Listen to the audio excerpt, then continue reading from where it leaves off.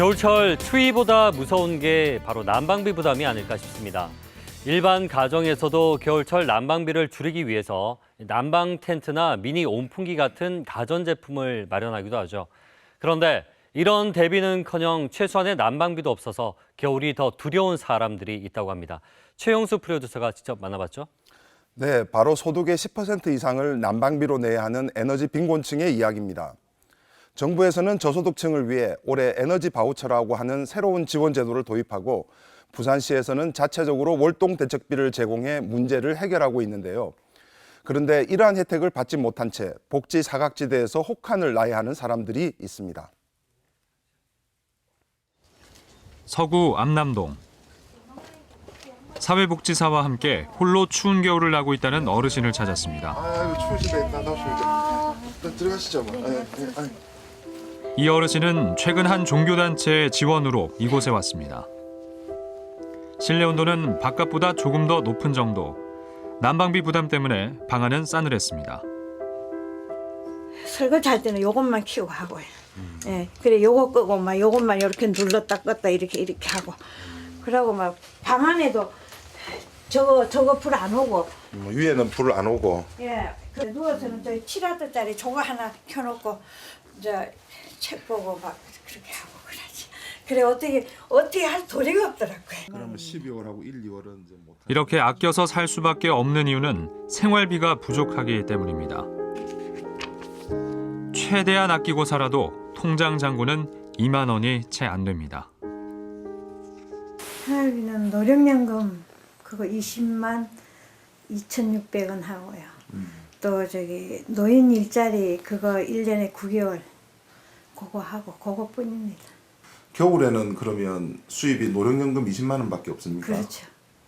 언니 오늘 병원 갔다 오셨어요? 어르신에게 겨울 추위는 더 가혹하게 느껴지는데요. 현재 기초생활수급자가 아니기 때문에 정부의 난방비 지원은 없는 상태. 올해는 복지관의 도움으로 그나마 사정이 나아진 상황입니다. 언제부터 지원 받으셨나요? 올해 처음 받았습니다. 올해 처음 받았어요. 네. 그 전에는 아무런 지원을 못 받으셨어요? 그때는 기독교 복지관이 그런 거 하는 줄도 몰랐습니다. 그러면 뭐 구청이라든지 아니면 다른 복지단체에서 이렇게 지원해 준 적? 지원은 건 전혀 없었습니다. 그래도 한 3년 동안 냉방에 살았죠. 그때는 옆에서 누가 이야기하는 사람이 없었어요? 예, 얘기하는 사람 없었어요. 꼭 요 전기장판 요거 하나 가지고 용에다 해놓고 그렇게 살았어요. 갑작스레 추위가 찾아온 밤. 부산 연탄은행 강정칠 대표와 함께 또 다른 어르신을 찾았습니다. 안 받고 기름 보일러도 안 되고 도시가스도 안 되고 아무것도 안 되는. 그러면 어떻게 지금 이 추운데 이제? 그냥 전기장판 하나에 주무시죠. 예. 아유 어머니 안녕하세요. 예. 난방 설비도 없는 데다 추위에 취약한 오래된 주택에서 생활하고 있는 어르신. 찜질 매트로 겨우 추위를 피하고 있었습니다. 갑자기 추워졌는데. 예, 옷은 따시는데 갑자기 추워졌어요. 어르신은 부양 의무자가 있다는 이유로 난방비 지원에서 제외됐습니다. 교회 말고 예, 뭐 다른 데서 이렇게 지원받는 거는 뭐가 있어요? 아무것도 없어요. 다른데 지원받는 거 아무것도 없어요. 복지관에서는 뭐 연락 같은 것도 없어요. 사실 이제 복지 사각지대라고 할 수 있는데 뭐 자녀가 따님 한 분 계시니까 그분 때문에 자산이 계층이기 때문에 그래서 이제 우리 연탄은행에서는 이제 돌아볼 수밖에 없는 그런 상황이고 또 그렇다고 한 분만 또 계속 들을 수 없어요. 이게요. 왜냐하면 이런 분들이 많이 계시기 때문에 한 번씩 순회적으로 돌아가 드려야지 또 한 번만 계속 지원이 안 되기 때문에. 현재 저소득층 난방비 지원 제도는 크게 4가지로 나눠 볼 수 있습니다. 각 제도별로 난방 연료와 지원 대상을 까다롭게 제한해 지원하고 있는데요. 한국에너지재단과 광해관리공단에서 각각 제공하는 등유 바우처와 연탄 쿠폰.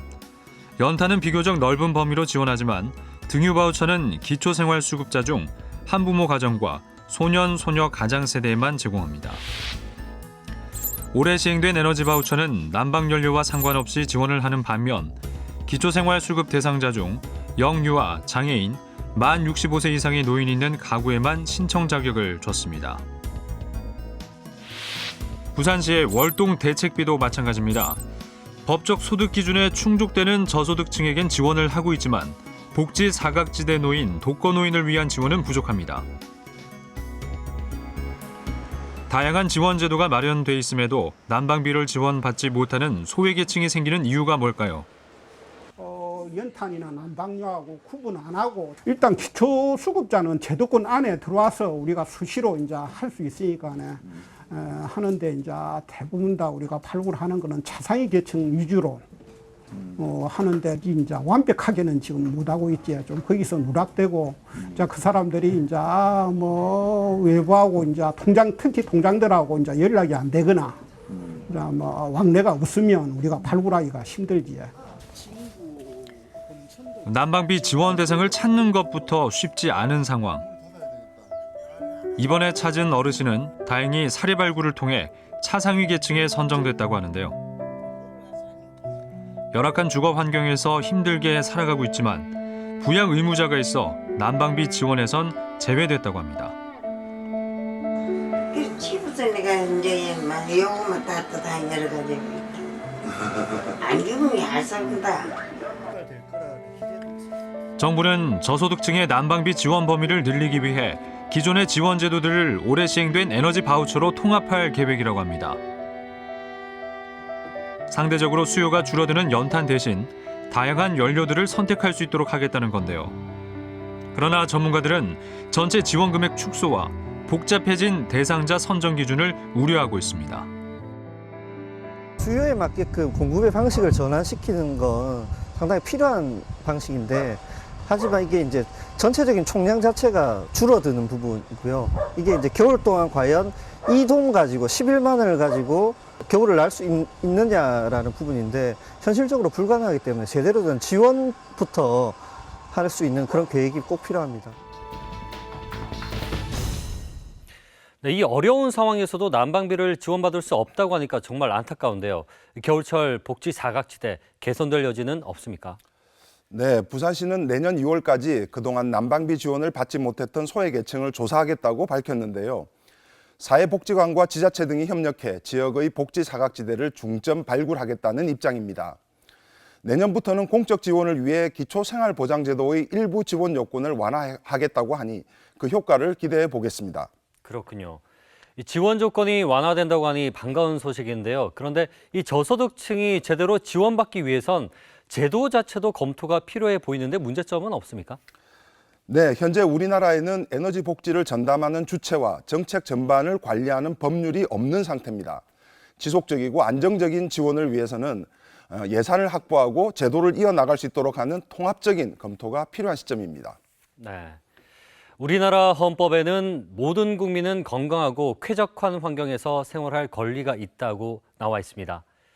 겨울철 복지 사각지대에 놓인 사람들은 이 기본적인 권리조차 누리지 못하고 있는 건데요. 에너지 복지가 무엇보다 제대로 이루어져야 하는 이유입니다. 최영수 프로듀서 추가했습니다.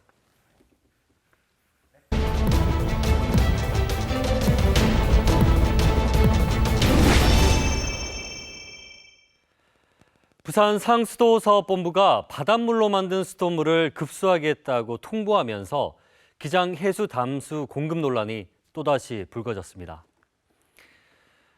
해수 담수가 깨끗하고 안전하다며 주민들에게 공급하겠다는 부산 상수도 사업본부와 상수도의 안전성이 확보되지 않은 상황에서 해수 담수를 절대 먹을 수 없다는 주민들의 대립은 해결 기미가 보이지 않습니다. 과연 무엇이 문제인지 부산의 뜨거운 감자로 떠오른 해수 담수 수돗물 공급 논란의 현장을 밀착 취재했습니다. 기장의 한 초등학교 앞. 겨울비가 내리는 궂은 날씨에 바삐 움직이는 사람들이 있습니다. 네네네네. 이들은 부산 상수도 사업본부의 해수 담수 공급을 반대하는 기장 주민들입니다. 버스가 도착한 곳은 부산시청 앞. 제법 굵어진 빗줄기에도 한치의 흔들림 없이 기장 주민 200여 명이 한 목소리가 돼 외칩니다. 해수 담수와 식수 공급 즉각 중단하라!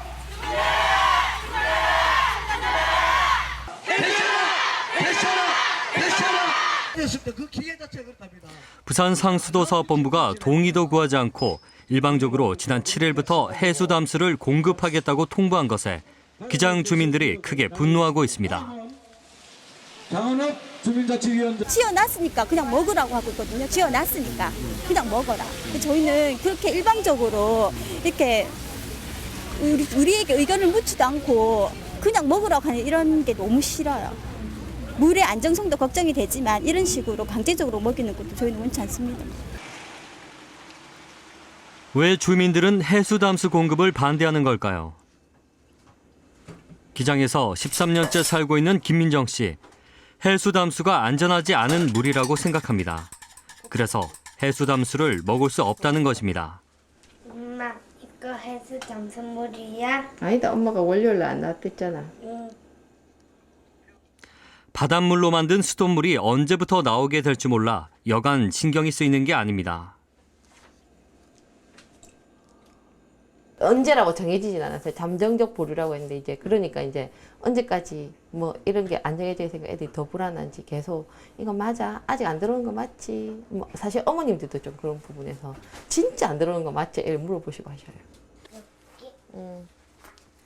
해수 담수 플랜트가 완공된 지 14개월. 하지만 주민들의 반대에 부딪혀 급수를 하지 못한 상태로 1년을 넘게 끌어오면서 기장 주민들의 삶은 예전 같지 않습니다. 엄마들은 해수 담수를 공부하면서 점점 투사가 돼갔고 아이들은 불안해하며 지낸다고 합니다. 우리 동네에는 원자력 발전소가 있다.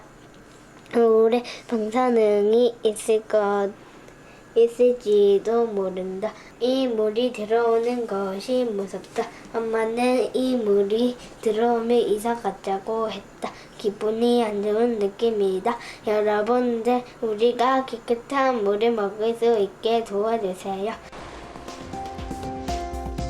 논란의 중심이 된 해양정수센터는 어떤 곳일까?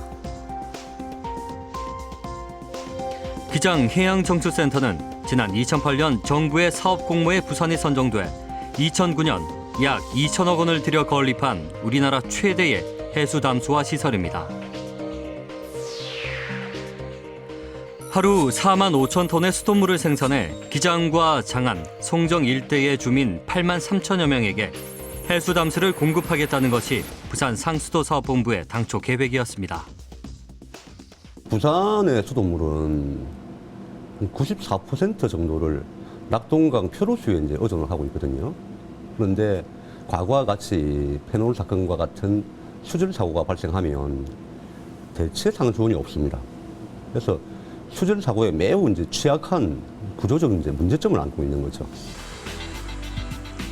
세계 시장 점유율 1위라는 해수 담수화 기술 때문에 기장 해양정수센터는 역삼투압 방식을 도입해 염분과 각종 오염물질을 거를 수 있다고 합니다. 머리카락 굵기 100만 분의 1, 초미세막의 바닷물을 여러 번 통과시키면 이렇게 소금기가 빠지고 순수한 물만 남는 방식입니다. 하지만 기장 주민들은 취수원이 고리원전에서 11km밖에 떨어져 있지 않아 방사능 오염이 우려된다는 이유로 수돗물 공급을 강력하게 반대하고 있습니다. 그 온배수를 통해 가지고 이 삼중수소가 많이 나온다는 검출이 된다라는 이야기를 들었습니다. 그래서 그 삼중수소가 어떤 물질이냐에 대해서도 저희가 좀 알아본 결과 지금 해양정수센터에서 사용하고 있는 역삼투압 방식으로는 그 삼중수소를 전혀 거를 수 없다라고 이야기가 나왔기 때문에 저희는 그 삼중수소 그 저설량의 어떤 삼중수소에 관련돼 가지고 자료를 좀 모아본 결과 좀 우리 몸의 인체에 많은 해를 입힌다라는 부분에 대해서 위험성을 느끼고 제가 반대 주장을 펼치게 됐습니다. 자동차로 10분이면 도착하는 고리 원자력 발전소. 올해 완공된 신고리 3, 4호기를 제외한 6기의 원자로에서 전기를 만듭니다. 여기서 나온 폐기물은 기체와 액체 형태로도 배출되는데 가장 대표적인 것이 삼중수소입니다. 환경 방사능 조사 및 평가 보고서에 따르면 액체 방사성 물질의 대부분이 삼중수소. 고리원전은 삼중수소를 희석한 폐기물을 초당 100여 톤씩 바다에 배출하고 있습니다. 삼중수소는 수소 원자핵에 중성자 2개가 더해진 것으로 핵연료가 분열할 때 발생하는데 대부분 산소와 반응해 물 형태로 존재하며 입자 크기 또한 물 분자와 거의 비슷합니다.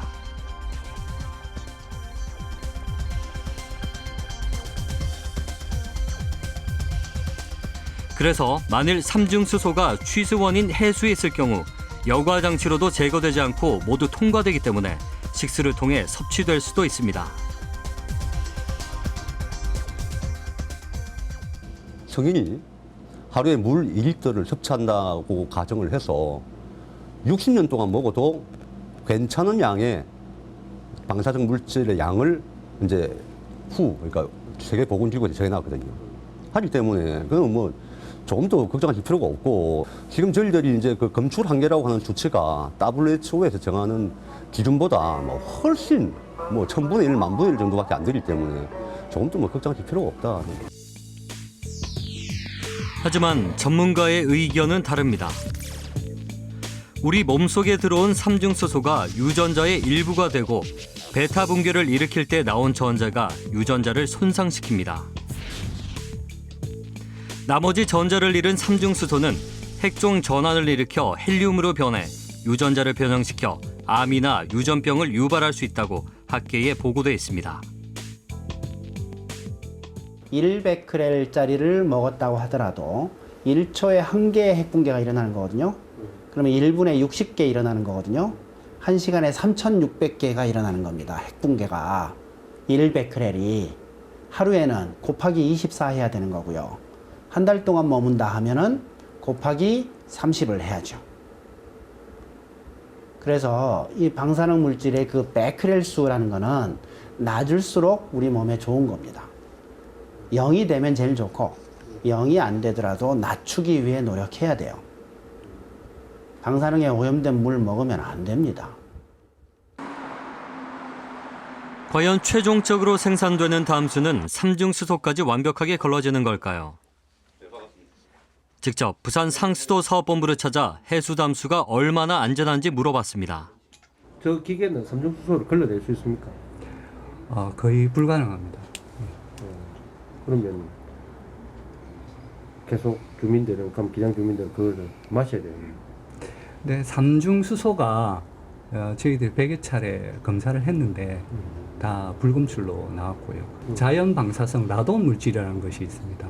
이 라돈 물질은 삼중수소보다 1000배가 더 조금 독성이 있고요. 그 위에 분류에 상군에 들어가 있습니다. 삼중수소는 4군, 라돈은 3군에 1000배 정도 위해성이 더 높은 건데 다른 정수장보다 오히려 더 낮게. 그러니까 오히려 방사능을 이렇게 따지면은 오히려 더 안전한 물이 해수 담수라고 할 수가 있습니다. 해양정수센터에는 액체 섬광 계수기, 생물 감시 장치 등 방사성 물질을 계축할 수 있는 장비를 갖추고 있습니다.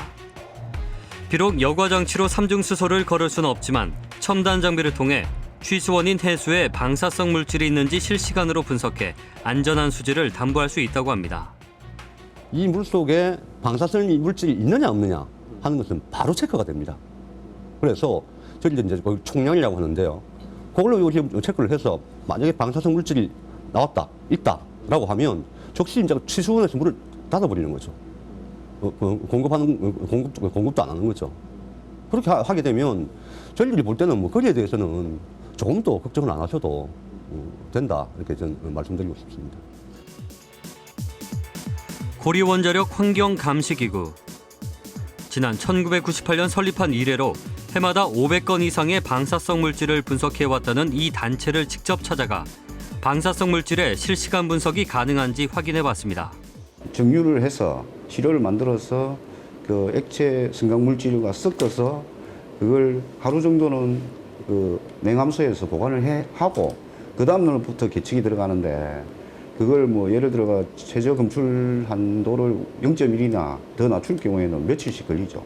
한번 분석하려면. 근데 그 실시간으로 된다는 얘기는 그 어느 분이 말씀하셨는지 모르겠지만 그거는 상식이 없는 분이라고 생각합니다. 예. 다시 기장해양정수센터를 찾아가 물었습니다. 방사능. 이번에는 세계적으로 가장 권위 있는 미국 국제위생재단에 의뢰한 수질 검사 결과를 내보이며 객관적이고 공정한 절차를 거쳐 해수 담수의 안전성을 확인했다고 합니다. 인공 방사성 물질은 한 번도 검출이 안 됐고 또 먹는 물 수질 기준에서 모두 이제 적합한 것으로 나왔거든요. 그래서 그냥 일단 그것은 저희들이 과학적으로 입증된 객관적인 자료다. 저희들은 그렇게 생각을 하고 있습니다.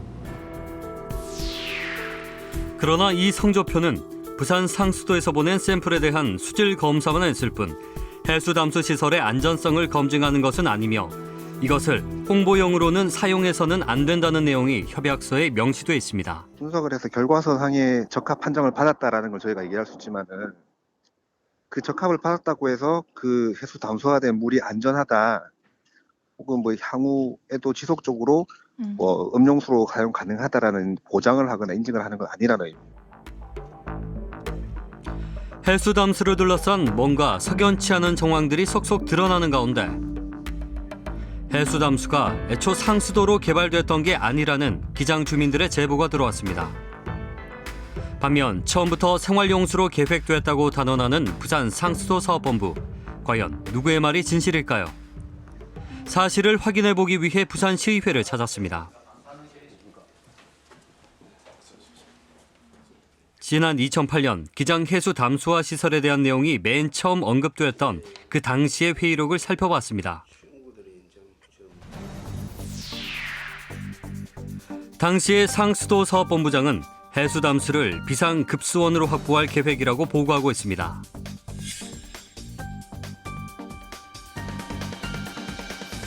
하지만 2009년 해수 담수화 플랜트 협약서에는 음용수와 생활용수로 용도가 바뀌어 있습니다. 어찌된 영문인지 부산 상수도 사업본부에 다시 찾아가 물어봤습니다. 사고가 났을 경우에 대비해서. 사고 났을 경우에 대비해서. 그렇죠. 그러면은 사고가 안 났을 경우에는 그냥 일제로 쭉 먹는 거죠. 해수 담수는 해수 담수 공급해서 이제 물을 먹고. 정책이 그렇게 바뀔 수는 없는 거죠. 답변을 잘못했던가, 뭐 계획이 처음부터 틀렸던가 둘 중 하나인데 일단 효력에 의한 발언이 할 것 같으면 비상치수로서 활용할 계획이라고 이렇게 밝힌 바가 있음을 확인해서 볼 때 보다 근본적인 재검토가 필요하지 않나 이렇게 보여집니다.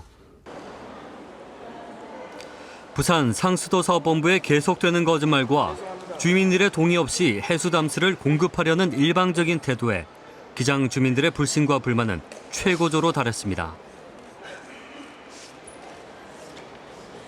기장 주민들은 자녀 등교 거부에 이어 집단 농성으로 끝까지 반대할 것을 결의하고 주민 투표를 통해 이 사안을 결정하자고 요구합니다.